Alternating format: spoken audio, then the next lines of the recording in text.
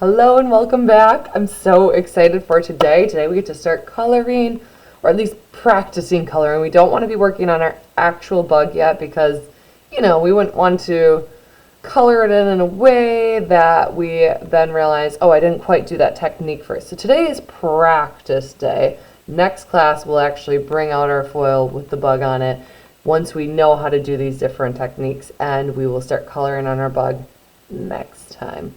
But today we're going to be practicing some different Sharpie marker techniques that we can use on our foil.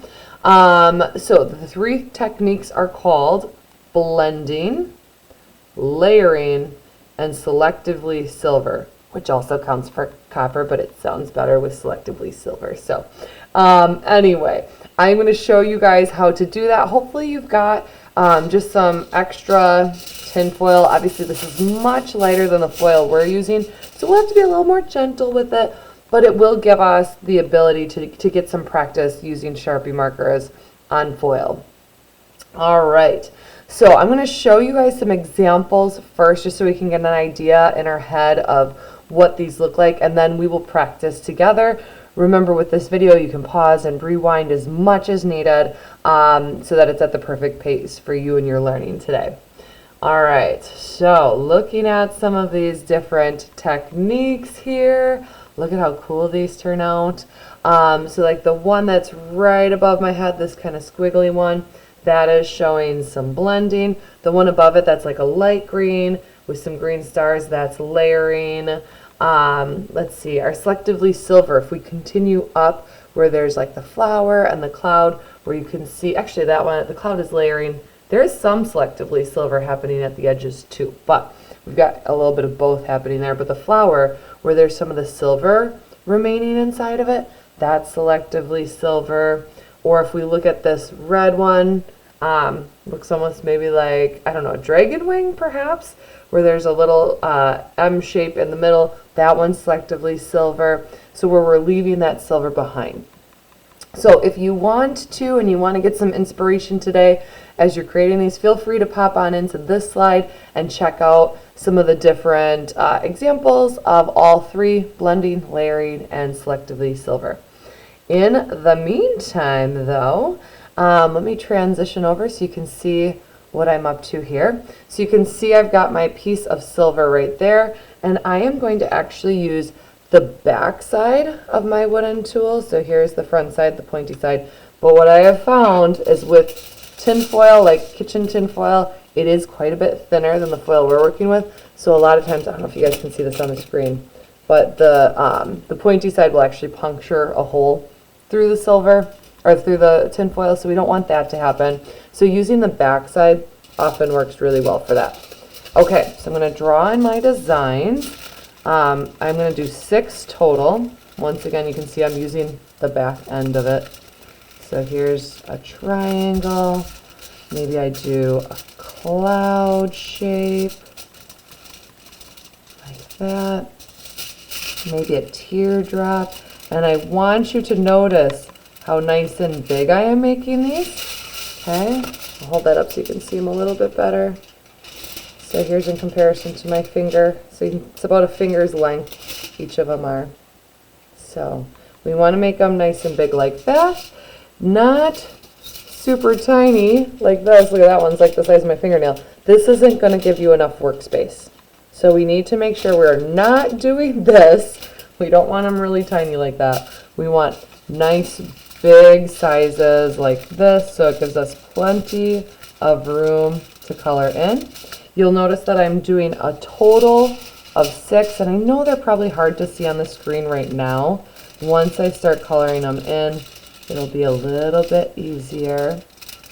But I'm doing 6 because I want to have practice doing each of the techniques twice. Okay, so there's 3 techniques, so I'm going to do each one twice, which means I need 6 shapes to color in. Once again, I know they're hard to see right now, but we'll get the Sharpie marker happening and you'll be able to see them a little bit better. Okay, so the first technique that we're going to chat about is called layering, which means you're putting one color on top of another color.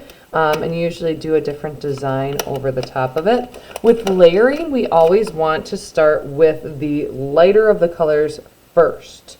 So we're gonna put the lighter color on the base and the darker color on top. So maybe I'm going to choose yellow and orange. So for this, I would do yellow first, and then orange would go on top. I'm going to just do the triangle here. So I'm going to do my first layer with the yellow, and I'm just going to give it a nice even layer of that all the way across, like so. Okay, and I'm going to allow that to dry for just a minute before I go over the top of it, because it is Sharpie on foil, so it might take just a second to dry. I'll give it time to do that. In the meantime, while I'm letting my layering dry, I'm going to talk about my next technique, which is called blending. So with blending, we want to use colors that are next to each other on the color wheel, okay? Or like that would fall close to each other. You wouldn't, for example, you wouldn't want to do like red and then green, or red and then blue, because those aren't next to each other. We would want to make sure it's like that natural progression. So if you need to look at a color wheel, definitely feel free to do that. I am going to do some different kind of berry colors here. So you can see these are all different tints and shades of red, and it adds a little purple into some of them too. And I'm going to kind of line these up from lightest to darkest. Let's see here. Okay, like that is going to work out best. So the opposite is true for blending than it is for layering. For blending, I'm actually going to go from darkest to lightest, versus layering, we want to put down the lightest first and then do the darkest on top. Let me just check this one. Yeah, okay, that seems good. So before I move on to the blending, I am going to finalize our layering technique. So now that my base layer, the lighter layer, is done, I am now able to go over the top and do my top layer. And I could do any variety of things with this, right? Who knows what kind of cool stuff you guys are all going to come up with. But you can see how layering works. That's nice and close. Kind of looks like cheese, doesn't it? I didn't even intend for that. I must just be hungry for some cheese. So that is layering, and you could even color these into, you know, there's a lot of stuff you could do. You don't even necessarily need to stop with just 2 layers. You could even go more so than that. So have fun and play around with it. Once again, the expectation is that you do layering twice on 2 different shapes. For the purpose of this video, I'm just going to show one, but that is layering. Okay, so next, blending. I said blending is similar in some ways, that we're using multiple colors, but we want to make sure with blending, those colors all kind of, you know, are next to each other on the color wheel. So if I wanted to do something a little bit more, you know, wide variety as far as the colors, not colors that are so similar, maybe I go from blue to green to yellow, right? Because those would be next to each other on the color wheel. If I had that progression of blue to green to yellow, that would also work. Maybe I even have a couple colors, shades of blue in there. So I could do, oops, my screen switched over. I could do something like that as well. So totally up to you. You're going to just want to make sure you're picking colors that progress next to each other on the color wheel. So if I'm using these berry tones, once again, I'm going to start with the darkest color first here. I'm going to do this lightning bolt shape. It's important for this that we're using the same motion, the direction that our Sharpies are going to be blending with each other, that they're going to run into each other. So I would not, for example, want to be going this way because I'm blending, you know, across my lightning bolt. Show that to you guys a little closer. It's so hard to see on the screen when it's not colored in. Hopefully you can kind of see the lightning bolt in there. There, now we can see it. So starting with that darkest color. Once I've got that darkest color, I am going to come to the next darkest color, and I'm going to overlap by just a bit over that last layer the first time. Then I'm going to go another layer here where it's more going to, like, every time I hit another layer forward, it's going to drop off a bit of the color that I overlapped with previously. And I'm even going to do another third little bit here just to drop it off a bit more. Okay, I'll show you what that's looking like so far. See that blending together? Okay, and now I'm going to take my next color, and once again I want to overlap it by just a bit. Then I'm going to do another section of it, overlapping by just a bit. It's going to drop off a bit of that first color that I was overlapping with. And I'm going to do that another time here. I might do this with the blue, green, and yellow too. I feel like it might show up better on camera. Although this does look really cool on my end, I'm noticing on camera it is kind of hard to see the variation in the color there. So I'm going to do this again, but with these colors that I showed you before. Okay? I'm going to flip this around just so my hand's not going over that. So once again, darkest color first. So I'm going with the darkest blue. Go kind of quick here. So you guys can do a good job taking your time, making it look a little nicer. And obviously once we get to our bugs, we're going to want to make it look even nicer yet. Make sure I get a decent amount of the blue, the darker blue on there. Now I'm transferring to the lighter blue. Once again, overlapping by just a bit. It will pick up some of that darker hue as I do this.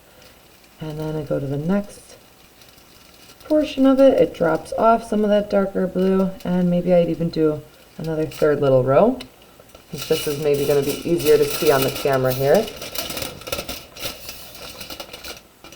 There we go. Okay, and then I'm going to go to the green next. So remember, analogous colors, colors that are next to each other on the color wheel for these blending techniques. So here we go, getting that green in there. Blending that, and then I'm going to come in with my yellow next, like so. And after I overlap it by a bit, doing another layer where it doesn't overlap with the green, but just that last row of the yellow. And you can see how that's turning out with the blending. See if I can hold it a little bit nicer. There we go. All right, so our last technique then is called the saving silver, right? So we want to make sure that for that one, we are reserving some of the silver, letting that stick out. This works really well for the background, where the background pops out. So where did my little tool go? There it is. Got so many Sharpies up here, you guys. So I'm going to push this through the other way. And maybe I even have some lines coming out a little bit. Like that. You can see that on there. So for this one, I definitely want to make sure that I am first getting close to the silver that I want to save, but not right up next to it. So almost like an outline around it. And then coloring it so that I don't accidentally cover up that silver that I wanted to remain selectively saved out of it. Okay, maybe I want the outside and do a little bit darker color so it's easier to see. So I'm going to save each of these little parts of the petal as well here. Careful with the Sharpies too, you guys. I'm noticing, especially with this thinner foil here, that it is able to very easily dent it. It's able to even rip it just in that little spot there. So do be careful. And of course, when we get to our bugs next class period, we'll want to make sure that we're being really gentle with our Sharpies as well for that. because we don't want to be pushing the foil so hard that it actually dents it in as well. And I like to sort of go in the same direction with the Sharpies as much as possible. That tends to make it look really nice and smooth and even. Once again, you kind of want to go around wherever you're trying to save first. Give it like a little outline just to make sure you don't run into it. But then you're going all in that same direction. So your goal by before next class is going to be to do each of these techniques twice, become familiar with them, and start thinking about where you want to use them on your project. All right, I can't wait to see you guys next time.